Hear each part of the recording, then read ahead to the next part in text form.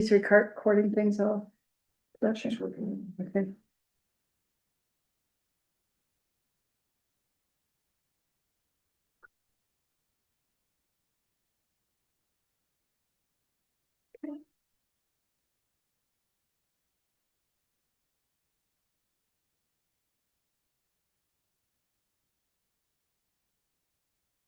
The agenda's fine. Yeah, I'm gonna need. Yeah. I mean, I just. I'm finding it actually. Here, that's right here. Okay. Okay, let's do the Pledge of Allegiance. Pledge allegiance to the flag of the United States of America, and to the republic for which it stands, one nation, under God, indivisible, with liberty and justice for all. So our first order of business probably should be bringing up Larry Seidlinger as a. Are you the alternate? Okay. I'll make a A motion, motion? make a motion that we have Larry join the table as an alternate for the planning board tonight. A second. Well, all those in favor, I guess, in our forum. All right, great. Who do you want me to be, Jonathan or Natalie? Whatever, it's your choice. I can't fill Jonathan, I'll sit, I don't know who Natalie is, so.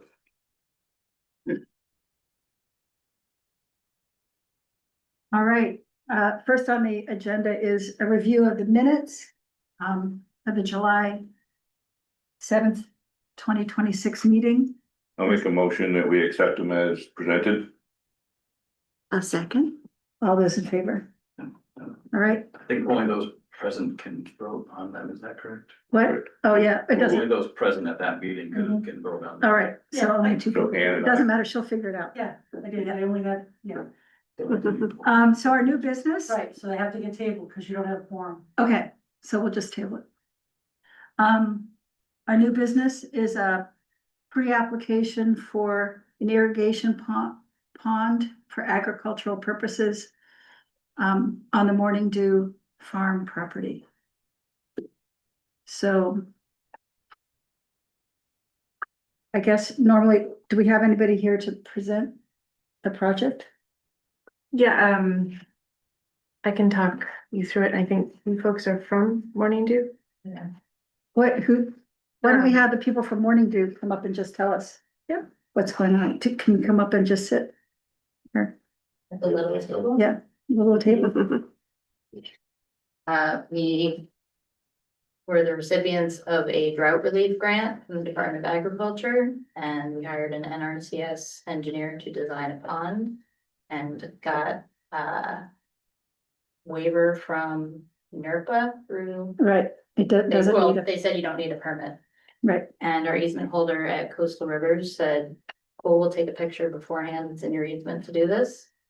And now we applied for a permit, and we're told to come here.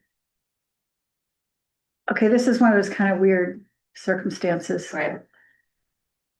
Are you our planner? Yes, I was just Okay, gonna ask, who is this young lady over you here? want to introduce yourself? I'm Kate Sagai. I'm Okay.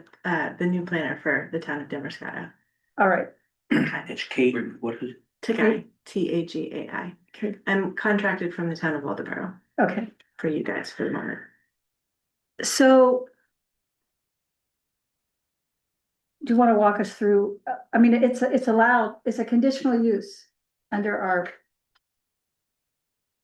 ordinances, right? Yes, But And it it's- doesn't require a whole site plan review or something, does it? well, that was sort of the question that's, I think, before the board is, does this require a site plan review? Because it is a conditional use, it's in both rural, which is an allowed use, and C2, which is conditional use. So we had them send over the plans to understand how much earth is being moved, because there is a piece of your land use ordinance that says anything over 20,000 square feet of earth removal is something that requires site plan review. And so we wanted to just bring it before the planning board to say, should they go to site plan review? do you need it to go to site plan review? That's not a determination that I could make, so that's kind of why they're here this evening. I don't see a need for it too, but How big a pond you gonna take? Around 11,000 square feet surface area. 11,500, And how deep? 8 feet, 8 feet? 8 feet, I believe. Gradual? It's like an embankment, like they're gonna take some of the soil out and then build it up downhill a bit. I did send the plan over. Yeah, I've got Yeah, it, but okay, it so- wasn't real clear to me on the Oh, yeah. computer. Yeah, So how many square feet were being moved? You know, what was the, The ordinance listed 20,000 is the I know, threshold. but for her, For hers, 11,000. okay, so it doesn't meet that limit? No. All right. Well, And yes, Andy? The plans that you sent has the top dimension at 242 by 82. I think that includes the embankment, and I think what I was reading is the surface area of the pond itself, that's just what the engineer said. Agreed, so it's 19,000 and what, 400, something like that. 18,800 Yeah. something. So just under the 20,000. So it's 14 by 19, is that what you said? It's like kidney shaped, Mm-hmm. so I don't, it's not really a square or a rectangle. This is why I hired an engineer to do it, though, I don't So quite get it. is this, so let me see where does the rural and the commercial go through? Is this the line right here, maybe? So it's about half and half? Rural and commercial, I think the pond is all in the C2 district. C2, okay. Well, what do you think, Neil? I don't think we, I don't think it would just be ridiculous to have them go through a site plan, it seems. Especially because it's an irrigation pond right, I agree. for agricultural purposes. And it doesn't even require an ERPA permit. is this fed from that spring that's partway down the field on the, no, Oh, it's fed from kind of, it comes down the hill from Route 1. Yeah. That side. it towards the gully? The spring feeds a dug well that we have, so Yeah. we want it to be an independent It, gotcha. water source, yep. And stay away from the stream, this watershed. Mhm. And that, the spillway goes towards Back Meadow, Yeah. away from your gardens. Yes, It goes to the swamp down behind Yeah. it, or the swale, I should say. yeah, And fence all the way around it, is that correct? Or is that just up in the, well, we have a fence around where we have cultivated, and it kind of starts at the fence. gotcha, We haven't decided about putting the fence around it. It's outside of your fence, which. It's outside of the fence, yeah. yeah. So I guess I would entertain a motion that this proposal not be subject to site plan review. Would that be the proper? I think so, yeah. I think, yeah, citing, so in the site plan review ordinance, there's early on a section of the types of things that are exempt from review. And anything under that would disturb under 20,000 square feet, so I think as long as they're understanding and agreeing that what they'll be doing is disturbing less than 20,000 square feet. It looked at it, didn't look like anything else really triggered it. Oh, It really okay. could be exempt for that reason, not because we don't think it should Right, have to go through. but citing because that it specifically. doesn't meet that threshold, okay? The only other thing that we had talked about was impervious surface, and they're not putting a liner in it, so there's Right. no impervious surface. All right. So we need a motion that because it is, Sure, I would make a motion, that this irrigation pond project be exempt from the site plan review. because, it's under It- the it 20,000 doesn't square s- feet. yeah, it's I'm going to remove more than 20,000 square feet of soil. Right. Okay, so I'll second it. all those in favor? And then we need to we don't need to, do we approve the project? We don't really need to. But No, no, because other of the- permutation. Okay, So I can start digging. yeah, thank you. Thank you. Thank you.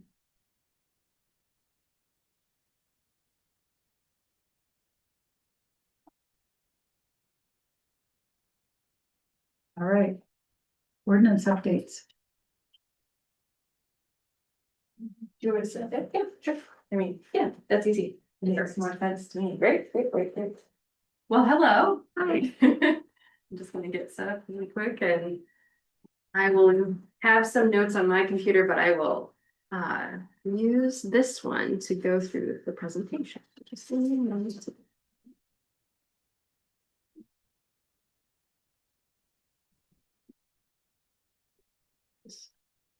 Not quite sure.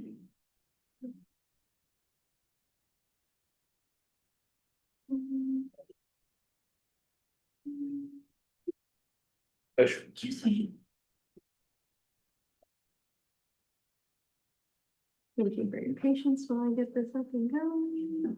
So you're Aaron Quintel? Quatel, yes. I am going to look at where is another present from. Are you from the Council of Governments or? I am. I will do a presentation Okay. in just a second. I appreciate you. Okay, there we go. There. Okay. So hello, my name is Erin Patel. I am the Land Use and Transportation Planner from Lincoln County Regional Planning Commission. I've been with them since the beginning of April, so pretty new to the team. I'm here to talk today, give you a little bit of introduction to myself, background about some of the things that we're contracted for Lincoln County, some of the ordinance updates and the requirements, talk through some next steps, and then have an open discussion with you all. So I'll have a quick presentation and I'll leave time so that we can discuss. But I, as part of the contract, similar to my colleague Kate here, after the departure of the Damascotta planner, Lincoln County Regional Planning Commission was contracted to support for some of the updates to the ordinance, specifically around the housing requirements through 1829 and 2173, as well as some other things that Andy and I have discussed that were of interest from conversations. My background is I have background in sustainability, land use planning, all sorts of things. I'm from Michigan, so I served as a sustainability planner there and then served as a chief sustainability officer for a county. So I have a lot of experience working at local government. So some of the things that I do at Lincoln County Regional Planning Commission, certainly the ordinance review, comprehensive planning, transportation and mobility planning. I have experience with environmental sustainability, things like EV charging infrastructure, nature-based solutions, etc. So I can help with a lot of different things. So, but for this one in particular, we're contracted for ordinance review and some support with any site plan that Kate received in Master Desk.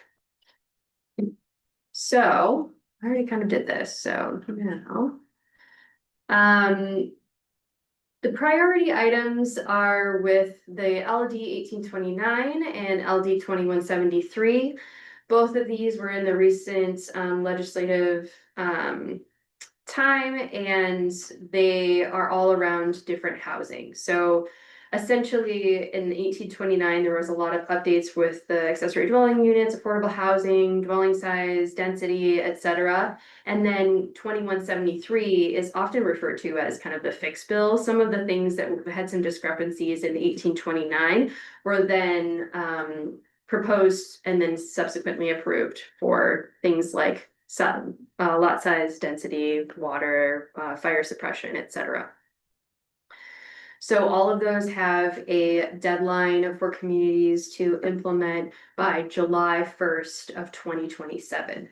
So working backwards, we're working with a lot of different communities, but one of the things in top priority, which we can kind of talk about the prioritization of the different ordinance updates, is to review this housing legislation and implement it into the ordinance. These two legislative directives impact the following. They impact land use, they impact site plan review, they impact shoreline zoning and your subdivision zoning. So the next slides in detail that was provided to you ahead of time outlines the items that I found that would likely need updating within your current ordinance And as well as cross comparing that with some of your comprehensive plan items that were presented, I believe at the July planning board meeting of those comprehensive plan kind of outline that I think Emerson helped put together for everybody too. Just some of the things that kind of tick off that list. It's not exhaustive, it's just some of the things that I thought would be that could be combined with some of this. And that was that PDF that had the chart. It was like land use, it was like the ordinance, the proposed changes, and then relation, yes, that one right there with the comprehensive plan. So I won't go through all of these in particular because I believe that that is what will happen at subsequent meetings, but I wanted to demonstrate all kind of like the breadth of different updates that are needed with these various requirements from 2173. Certainly, there's a lot of things in land use, it looks like, because a lot of it has to do with density, permissions for multi-unit residential. This is just some parking standards, lot standards, etc. A lot of them are pretty small as far as the actual language change, but I wanted to highlight these different items in each area. So there looks like there's 6 of them that are needed in land use. Shoreland zoning, that was something, and I want to thank Andy for another conversation about making sure that they are aligned with everything. This is the only one though that I would really encourage, and Andy assured me that you would have legal review, that this one in particular have a little bit more legal attention, because I just want to make sure in the housing guidance, it states that the shoreline zoning kind of takes precedent over any other zoning, but there's also some kind of like nuances in there from the difference between certain types of ADU definitions, as well as how many units are available and can be put in place for the density. So that's one that I think would probably need a little bit more discussion and legal review. The next one is the site plan, and this one is in particular with the parking requirements. Again, it's very mild and moderate updates, but again, they just don't align with one another. So we want to make sure that they would be cohesive together. And then finally, I think that's the last one. Yeah. Finally, the subdivision. And this one would mostly around definitions in particular. This is to allow for up to 4 units to be designed in growth areas or areas that have the public water and public sewer or comparable systems without triggering that subdivision review, effectively just making it so that it would still go through a site plan review process, but it wouldn't necessarily trigger that additional subdivision review for multifamily residential developments in certain conditions. This one is just, I started to dig into some of the best practices that we are seeing in other areas, particularly around land use. This can come into conversation a little bit later, though, of prioritization of what you would like to see as far as kind of scheduling and identifying which ordinances should be updated first and how those should be coming to the board. But these are just an example of some of the deep dive that I did in reviewing some of the ordinances on the back end of what you could consider for additional updates. And then finally, this is just a kind of a summation of everything I said and some additional things that you could do. There are some parking concerns that Andy has brought up with some of the MDOT right-of-way in other areas, and so wanting to align some of the parking requirements in traffic and circulation. I know that may also overlap with some of the electric vehicle policy and ordinance updates as well, and so just trying to work with the community to ensure that, you know, if you're going to open up an ordinance, you only have to open it up once and kind of do all these changes all at once. And then the deeper dive would be into the site plan review process. In conversations that I had with Andy, that was kind of mentioned a few different times as something that the planning board and maybe others would be interested in. Really streamlining an administrative review versus the planning review process, updating definitions, making sure that it's cohesive with the land use ordinance, for example, subdivision, just bringing everything together and making sure it's easy for developers or property owners to understand what they need to do and come to the planning board for. In addition, there are areas that could be updated for the new dark sky requirements through LD 1934. Also a desire to look at the stormwater management sections. Maybe make some updates and modern updates to the site plan review requirements and flow chart that is included, which is really great already.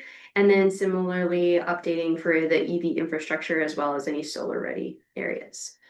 But again, this is all just a presentation to show you a bunch of different things that could be done, and really eager to hear your thoughts on that. So the next steps are in kind of the proposal that I put together through the memo that I sent, as well as review and update the ordinance that are required by that state legislation, so through 1829 and 2173. Determine if you also want to consider any additional updates to your comprehensive plan action items. Some of them that I outlined in that PDF can show, you know, you might want to look at parking requirements, for example, and just update all of your parking requirements in one approval process or discussion. And then consider the additional best practices, including those parking requirements and site plan review ordinance updates as presented. So I tried to get through that really quickly. I could go back to any of these slides, but I wanted there to be just an open dialogue with the thoughts about the planning board and how to tackle all of this. So you're working with all the towns, you know, your group is working with all the towns in Lincoln County? We do serve all of the towns, yes, but Okay, in particular, we are have a special additional contract with Damascotta to do this work. right, but what I'm saying, are all the changes consistent? You know, the same sort of changes in all the towns? Oh, I see what Like your with Newcastle? question is. Yes, so in short, yes, not every community has the same updates that they need to make, depending on what they already have within their existing ordinance. But what I've seen so far is that there are some common updates that need to be in place. So I've been working with Edgecombe just started their comprehensive planning process, and they just restarted their ordinance review committee. Bremen is actively updating their comprehensive plan, and I've been working with them to look at some of their updates. There's a lot of communities that are kind of simultaneously doing these updates and then also looking at their ordinances. So I guess my question is to Andy and you, everybody, like, what is the process really for updating these ordinances? I mean, in the past, we've had ordinance review committees, you know, people, not just members of the planning board or the town, but concerned people after they had, you know, been working on comprehensive planning committees or whatever. Working on ordinance review. Is there more like a workshop element to this or a more public element? Legally, there has to be a public hearing. Yeah, there's a public hearing. I Yes. mean, I Public don't know. hearings are kind of like I at the end of the process, aren't they? Yeah. Yeah, so- that's kind They of. don't have to be, so this is a question for the board. Like, Yeah. how do you wanna work through this and still meet, you know, the goal being still meet that July 1, 2027 statutory deadline. That the state put in to do some of those minimum updates, like we have to do that or we'll be inconsistent with that, we'll end up chasing. our Yeah, I think that could help you process, right? then. And so just working backwards from that is just a matter of, if we're gonna put it on the June ballot, assume people, it's kind of been either special town meeting or the ballots either November or June. So June ballot was the target to put some of these on there. Working backwards from that means your warrant is set by the first or second week in April. So you've got from now until April to try and plan out that public engagement process. Is it through these meetings, in which you're encouraging and asking people to come in? Do you want the public's input specifically on certain pieces of these changes? Do you want to rely on, professional planners to give the guidance needed at a minimum and then open it up to like, what are we missing? What else are you thinking or hearing about? And still bring people into that. So I think there's a couple ways you can go about doing it. Just what do you think would work best for here, keeping in line with that target date? Yeah, I definitely think that we need to lean on the professionals to get us in the right direction, right? And then we can open that up to the public, and these are things that we have to do by this date, and those have to be there, right? And then we can kind of work through the rest of it. I think it's a great idea to get that input and then have the public, open it up to the public and let them voice their concerns or questions. One of the questions that we were just, we had as well was, so I think that makes perfect sense, you know, wanting to make sure that we do what is kind of required by, you know, the legislation. And then there's a bunch of other things that you could do. Right. And I think that that's where I feel maybe a little bit more of that engagement comes in, to be honest with you, because that opens up some ordinances such as the site plan review process or the parking and traffic. And that would be something where I would think that the planning board would want to have some more workshop style conversations. That would probably take a little bit longer too. So one of the things that Andy and I had discussed as far as timing is, do we want to maybe phase some of this approach and put together some sort of schedule to say, okay, we want to work on this during this month for the planning board meeting. We want to have maybe special meetings. It can really be up to you on how you want to go through that process, acknowledging that, like Andy said, to do the things that are legislatively required, that would, you know, working backwards, that would be required to go on the warrant in April, and then you kind of work through the process there. Do you see the ones that we have to have by the July? Are you getting any feel that there's something else coming after that we're gonna have to do sooner than later? Or is it those ones and then we figure the rest of it on a timeline that works? Yeah, I really think after reviewing everything that it's already in really good shape, honestly. Certainly there's things that I see when I'm looking at some of the ordinances, for example, like making sure all the definitions would be cohesive through all the different ordinances. There are some variants when I started looking at them, and so there's things like that that just make it easier as an outsider to then be able to review, or even staff to be able to review. So there are other updates like that I would recommend doing. But as far as the actual what you would have to do, it's pretty moderate. I wouldn't say it's too intensive for the legislative requirements. It's more so if you as the planning board would be interested in that sort of like modernization and updating to those other elements. So you mentioned that you have to set a warrant by April? For the June ballot, yeah. It's 30 days before the election when you have the ballot Okay. in June, so you So- got so- the initial 15 to 20 Well, I days. was thinking about, there's no chance we could do some in like November. You Uh, know what I mean? Split off some of it and just get some of the basic changes that we have to do, just kind of get those through. So it's gonna be tough to meet the public noticing requirements in statute and ordinance and or charter. That similar timeline exists 45 days before the election, like bare minimum to be able to get to the printer. If you're gonna have ballots that are readable and available 30 days in advance of the election date for early voting.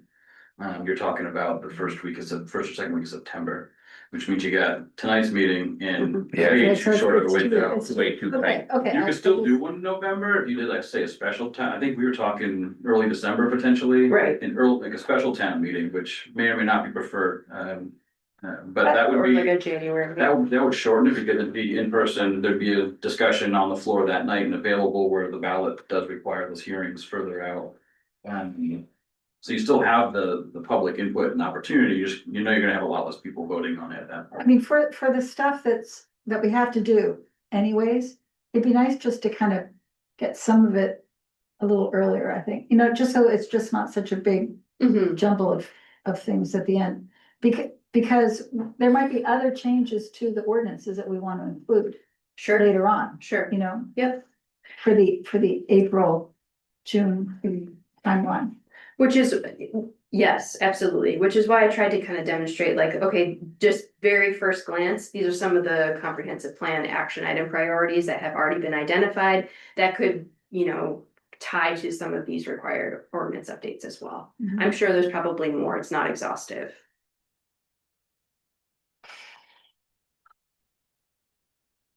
One of the other things that Aaron had briefly mentioned, the project that DOT and this town are working on to bring that multi-use bi-lane through part of Main Street from the school to almost to Hannaford's property line. There are a few properties along there that appear to be non compliant with the current site plan review parking requirements. And we'll just assume them to be legally non-conforming at this point. But as a result of that project, some spaces will be removed, and so the state's working through its right-of-way process mapping and negotiations with property owners, and so they want to know from the town's perspective. If the taking, they'll be compensated, they should be able to work towards some agreement with the property owners, but in doing so, to make them more non-conforming, and the state's asking the town to write a letter or something that says not gonna hold it against them or not limit their ability to do something with the property as a result of further non-compliance. The attorney wasn't real keen on the approach I had suggested, which was, well, we could. If they're non-compliant because they've expanded uses or added things into that we weren't aware of and didn't go through permitting process, you could potentially take one avenue, which would be a notice violation, work out a consent agreement that's administrative with the select board. Didn't feel like the best approach to it. Alternatively, we could review all of the uses on those lots up through there and to just determine how many might be non-conforming. And the one that is creating one of the bigger issues is that building like Subway's in. And then the parking standards and the site plan review, fast food, in particular, restaurants require one space for every 2 seats. Full sit down, family style dining restaurants, 1 for every 3 seats, I believe is in there. And so it's interesting to kind of see, the extra space needed for the fast food, and I think the history shows that today's use doesn't show that there's a need for that kind of parking requirement. So we could change the ordinance, right? Well, that's one of the things we we're talking about, to try and keep that project on its timeline as close to possible, so it can go out to bid by the end of the year or into early 27 potentially, if the town is open to considering parking standard changes kind of tightly around that. It'd be probably for all the, well, wouldn't be just any commercial, it'd just be potentially standards in general for those different uses. And that would be pretty easy and basic. I mean, that's something that we probably could do on an expedited timeline. That was the thought, is to do that, and then potentially a couple other that appear to be easier ones for. I think we were thinking early December as a special town meeting, if that was. Yeah, I know that during when we reviewed plans, we often have looked at the parking requirements and questioned, why are we doing this, right? Yeah, but. So that would be maybe one of the first things we could work on. So I think that the question then would be, would you like to open up all of the parking requirements and then, review that and redo the table, redo the requirements for different areas? Or would you like to just look at specific use types? It just kind of depends on that. And then again, that's where you would want to have some sort of workshop and kind of I discussion think too. we should look at it all. I do too. I Yeah, mean, we 'cause if need to look at the whole thing. Yeah, we've got to make sure that our policies fit for all of them out there. We just dealt with this a couple months ago on putting the yurts up at the Y, and then trying to figure out how many parking spots. If we have to for a restaurant, but then when it comes to them, no, that doesn't matter. So our standards have to cover everybody, or else we're gonna get the mess. Yeah. And a lot's changed in the last few years in the planning world and like the guidance about parking requirements, and you see a lot. And especially given that there's gonna be a sidewalk, kind of going up into that part of town, and the eventuality of one going down through Church Street, so it just becomes the opportunity for people to, if they want to walk a little bit more. They have the opportunity to safely access that, and so I think there's just the practice has kind of shifted a little bit to be. More shared and overlapped in, in places where you do actually have public transit, which we don't. You could even see some towns are going even less. Because they're acknowledging more people have the opportunity. And so it definitely seems to have shifted. From the Yeah, it's last updated. definitely. And I think lighting's another one we gotta look at. We constantly, right, every time we come up with it, what they're asking us to do, our standard doesn't meet it. And it's usually we end up giving a waiver because we're wrong of what our standard says. They can't meet it. Our standard is too restrictive. Correct. Yeah, it'd be interesting to look at the dark sky legislation. I haven't really seen that. So, We can I mean, I look think at that's that another one that instead. ranks right up there that seems like it Those are comes things up all the that we time. often, Sure. come up against. Okay. Especially if a property owner is like insurance company, and that's what drives a lot of this, is saying it has to be this is a minimum. And our ordinance is saying something different. I know that's been an Well- issue in the past. But on the other hand, we often, we do, want to minimize excessive lighting, and we do have requirements that businesses have to turn off a certain amount of exterior lights. Almost nobody does it in town by 9 o'clock. I mean, I go through town and it's lit up, or not downtown, but Upper Main Street. Like the Bangor Bank. You know, that they never turn their lights off. And they're supposed to be off. There's no reason for them all to be on. Well, and I think to Andy's point, I think there's probably a lot of insurance companies that are going against. They want them to do a more lit area, especially a bank or, I can tell you, Dane doesn't. right, you know, it only makes sense for those type of things, right? You put that place in the black, everybody's gonna be trying to get into that place, right? So there's gotta be common sense that goes along with this as well. Right. Well, the bank is a 24-hour service too. They got the. Correct, the ATM, you can go up there Night anytime, deposits. yeah. Well, So, there's all kinds of lighting. no, I get that, but I mean, we just gotta look at that whole thing as a whole and just not paint it with everything with one brush, that's all. Yeah, but we have banks, two banks located in residential areas. Like the Bath Bank. You know, Right, and that doesn't mean that we can't say that on the property line, that they have to be dimmer or less, but against the building. They have to have those safety wise, right? So I think that's what we gotta look at is, and we just did it with the parking lot. On the outskirts of the parking lot, so there's no buffer under the adjoining property, those candles have to be down versus in the center where they're using it, you know, and I think. That's probably gonna come back too, because. If with the last parking lot that we just did, we told them 6 o'clock, right? What time do you get back here in the winter time? 4. Right, 4 o'clock, and if they run till 6 o'clock. It's gonna be tight for them to get that. So that's what I mean by not getting it so restrictive. We Yeah. gotta have a little leeway there somewhere. But anyways, those are two areas we could focus on. Sure, yeah, absolutely. So would, on the spot, something that I can propose is that perhaps, I work with Andy to determine some sort of like schedule and propose that to the group. Maybe you guys can review it and see if that's something we can look at different workshops. I can imagine you'll probably want some more time to review anything that's brought before you, and so.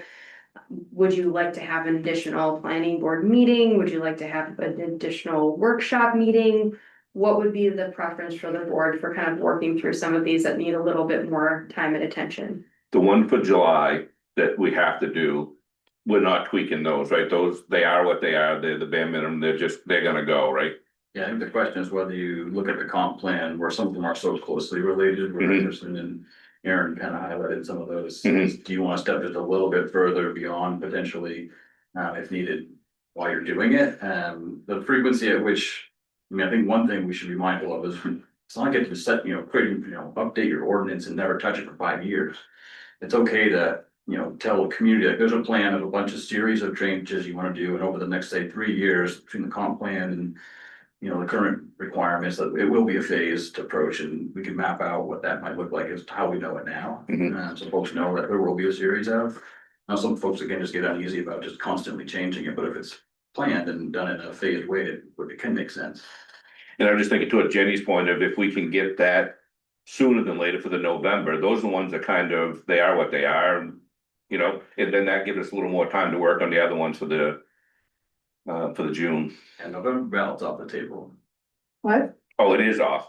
Yeah, unless you wanna, see if Becky would consider hand counting all of those. Because to get to the printers in time for the 30 days in advance of the polls opening, so there's early voting allowance. You've gotta the select board have to have a warrant set by like the second week of September. Oh, okay. And so that means you gotta put a public hearing and meet all those requirements, and Aaron would have to have the capacity to change it in like the next 2 Yeah, I weeks. misunderstood that part But of if it, you were yeah. to do a special town meeting in, say, early December. And it was on the floor, that certainly is a lot more cheap to get some of those more easier ones. So I guess your question was, are we gonna be do we deal with this all through our regularly scheduled planning board meetings? Or do we have additional meetings? I think we need additional at least like At least one. a couple workshops. Okay. Do you see anything coming up project wise? Okay, so then we definitely need additional then. There's at least one for next month.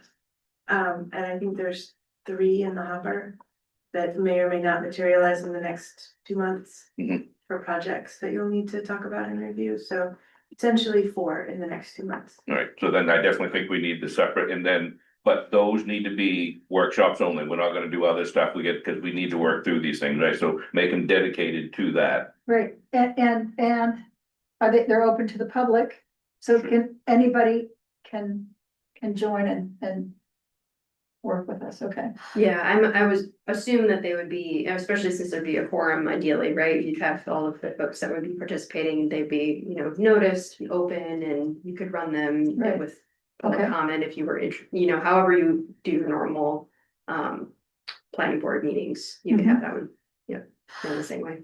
Okay, I would think by the middle or towards the end of September, here, that's a timeline that would work. We can Have the first one in September? Yeah, talk about it, put Sure. some dates in. yeah, sure.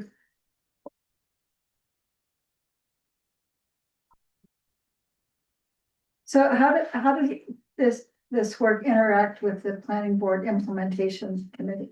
Comprehensive. I mean, the comprehensive plan implementation. For the Emerson. a Yeah. little bit. As of now, the only involvement would potentially be if we chose to open up these ordinances and go that extra step and include some of those goals and plans that were laid out in the comp plan for what ordinances needed updating, especially with some of the density and housing requirements. You could maybe talk to the implementation committee, obviously Jenny as the liaison, that conversation could go through you, though we invite you all to be a part of that conversation. So the implementation committee had talked about starting a housing working group in the fall, knowing without having a dedicated project necessarily, like the Main Street PPI project, for example, but knowing that that is a hot topic in the community. So if this were to go through and we were to have some of those workshops in early September and beyond, that could coincide with the launch of that housing working group. And that could help advocate or work with those ordinances that do recommend changing some of the land use ordinances. But otherwise, I don't see a direct correlation as of now. However, I think there's room for collaboration in the fall if you decide you would like that. And I'd be happy, we have the next core committee meeting coming up a week from today, so I'd be happy to bring that up if you all would. I'm sorry, and who are you? Yeah. Nobody introduced themselves, right? I know, you would have gotten an email from me today. I'm Emerson, I'm the town's Island Institute Fellow. You and I are gonna be meeting on Thursday as part of the communications working group. So I work with the town doing comp plan implementation, climate resilience. I help kind of guide the implementation committee, and so I help set up the communications working group. So thank you for joining, by the way. What's the communications working group? That is the first working group that the implementation committee is launching. They're gonna look at generally communications by width to the town, but are gonna tackle the 3 strategies in the 3-year strategic plan that have to do with town communication. Okay, so I'm on that. Yes, you are, Thought that was on Wednesday. Thursday morning. Is it Zoom? Is it Zoom? Nope, it's in person here, 11 AM at the town office. I sent it to your updated the Gmail. Yeah, okay. Be good. I'm happy to, we can chat after to make sure that gets on Mhm. people's books. Happy to say after Right. that. So Michael Martone left a bunch of information with you, didn't he? Can we see any of that? If you'd like to, it's a public document. I don't wanna necessarily detract us from, being able to go forward. Well, I don't know if he had, cause he was collecting from us, all the ideas for changes in the ordinances, that would come up during our review of plans stuff. And I just wanna know if there's like a list or there's what he collected. I'll go and look for that specifically. I know he and I chatted often after your meetings and Yeah. everyone, and that's, I was able to inform Aaron about some of those So- things that had come up, particularly the administrative review aspect of site plan review. I know there was Right. plenty of projects that were pretty small in the grand scheme of things that were small, 200, 300, 400 square foot additions of existing allowed uses Right. that like had to go through this. That was one of the more obvious ones, in allowed zones. So there were other things that you brought up that I think I incorporated a few, but I don't Okay. remember. I'll look and see if there was a. list Well, maybe I could specifically. stop by the office sometime. Yeah, I'll look digitally first and then. Okay. I did get your emails and I thought you were looking more for the ordinances specifically, because he started to draft changes to. Oh, he did? Ordinances. Yeah, that too. I mean, I just kind of want to see what he did, just to kind of just look at it, I guess. So next on the agenda. Any other questions? Any other questions? No, I really appreciate it. Thank you.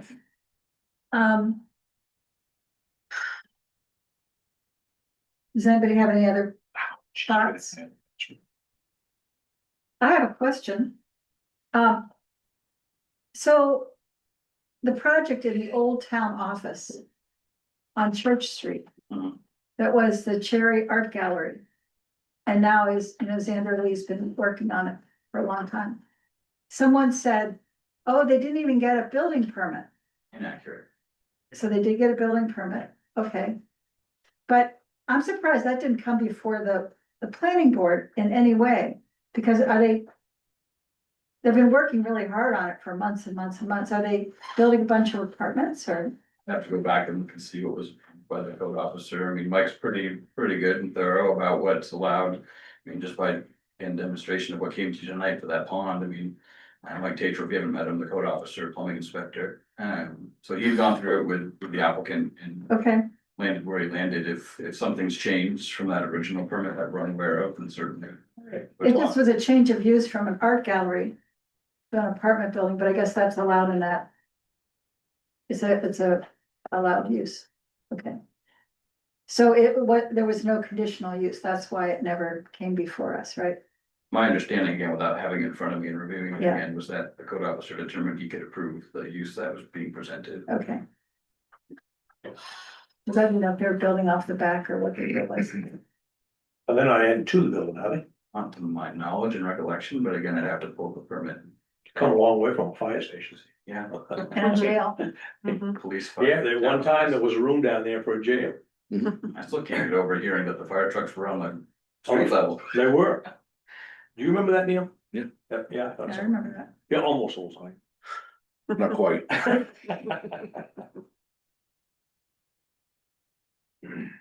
will say, I think, as a new member, there is, I believe the state has made it a requirement now that within so many months. All planning board members must take the training, and I think there might have been a recurrence after so many years as well. Good evening, or you. I talked to actually MMA today about that. I think it's within 6 months of joining the board. Yeah. Of first joining the board, you have to take their training. There's something online. They didn't mention Yes, the recurrence. Zoom. You can buy, there's a class that they offer online that you can purchase, that the town can purchase for you to go through. If you do better with sort of interactive learning, they are gonna have one this fall and then another one in December. They're What not was it? currently on the calendar, but Maine Municipal Association runs them Augusta usually. in Augusta. They're in Augusta. In person was much better. And we facilitated and brought someone here sometimes, and we could always look at that again if say Newcastle and. Right, we did one over at Newcastle, the joint, and that was That's really what I helpful, reached if out, there's they a way said that we not can. 2027. Well, we can bring someone else in to do that. Yeah, working with And other. if that's a way that we can get our refresher, if you will, that was very useful over there that night. And if you wanna do that, I bet Waldeboro and the town of Warren is also interested, so we have. We talked about that Lincoln County Regional Planning Commission, what can we provide to all the planning boards, so we should coordinate. Yeah, I was gonna reach out to Emily today and didn't get a chance to do that email after getting denied from MMA.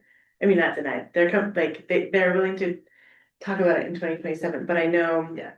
The Waldeboro Planning Board desperately needs some re-up training, and I reached out to Dan and Warren, and he said. He's got new members and so would be down for a training as well, so we have a group in the mid-coast that would like some training that we can join forces with. There's always different cases out there and examples of things that kind of push the limits or reset the standard, so to speak, or legal precedents, and so it's always good to done it and been on the board for 20 years. It's some, it's always something to learn or to share your experiences.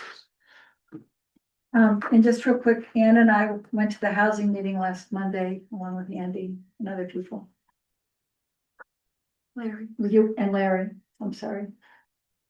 Thoughts, reactions, questions? You know, I love, Rob Nelson's buildings, you know, his, are they 8 units? Per unit. Eight units per building, so it's 16 units. And a One very bedroom small, units. what? I believe all 1 bedroom units, I believe. They're all one bedroom units, Have you been in them, Andy? They are very tiny. but. You know, he did it kind of on budget and with prefab. Building materials on a timely basis, and it really fits in, you know. The neighborhood, and I just thought that.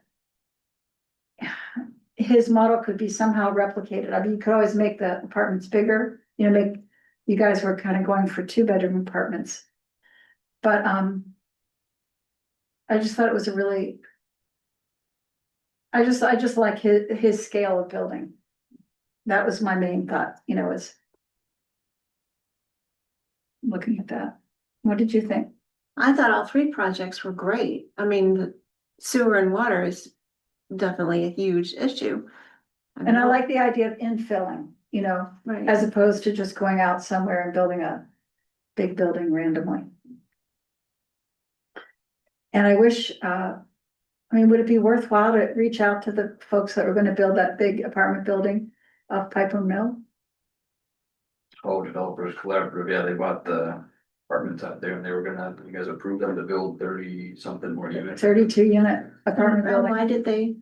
They didn't get, they They couldn't couldn't get the funding. pull the funding, and maybe if they had scaled it back or something, or I don't know. They haven't come forward for a solar project, have they? I heard rumors that there was gonna be a solar project there, but I haven't. They have, okay. They've been on my short list to call and just touch base with. Yeah. It would appear to me, it came out of that meeting, the biggest bugaboo is sewer capacity. That you've got this one with the assisted living going online.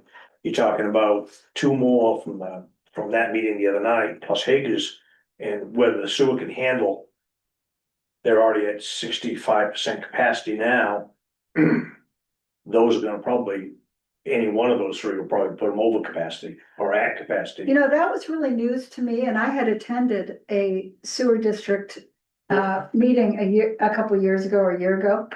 And that was, The infrastructure for the sewer system has to be addressed before you build a building, right, in my mind. You gotta handle sewer and water and how you're gonna do that before you even talk about a building. You can talk about all the buildings in the world, but if you haven't got sewer and water, ain't gonna work. and that big project up on Piper Mill, the assisted living or dementia unit or whatever it is. They're known for using an extraordinary amount of water. They're very, very high users. Why would that be? The nature of the care, that's just what they say. That's what they told us, you know, that it was a very high use. But every project of that scale, when it comes through here, has to get approval and confirmation from the sanitary district that it can handle both. Correct, and that's what we lean on is the letters from the sanitary district saying, we've reviewed this project, we have the capacity to Right. handle this, right? That's not our business to figure out if they're 65 or 95. right? No, I mean, but when they were talking about all these houses going in there, but nobody was addressing the sewer issue.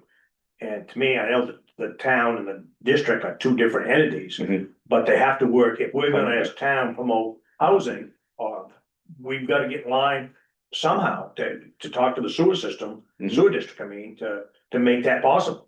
Because without one, you haven't got the other. Yeah, it's definitely both, and I would throw the school in there too, we're talking about. Yeah, absolutely. Um, And what is the school gonna do, Andy? They're talking about maybe putting a 2nd story on there, doing a junior high and. we would encourage folks who are interested to attend the select board meeting on the 19th they're gonna come and present an update on kind of where they're at with things. Not a whole, here's the plan, but kind of up to date why they're looking at it and whether they're considering it. What at GSB? They've got an engineer, they've had it working on it, a space assessment and then concepts, and now a little bit deeper into that preferred concept by the board, but that's probably 8 or 9 months now in the making.